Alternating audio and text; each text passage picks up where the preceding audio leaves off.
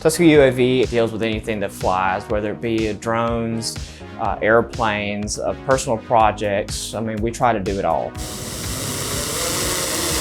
Teach the new generation of aerospace engineers, as well as get hands-on experience to anyone who really wants to. We're open to all the majors in the college. The first thing they'll come in on is learning how to solder, learning how to CAD. A lot of our stuff has to do with electronics and connections. We do a ton of 3D printing, so if we can design it ourselves from the ground up, we're going to try to do that. That's what's going to impact the incoming members the most and teach them the most. Learning how to build and design and operate, you get all this experience with the planes and the drones.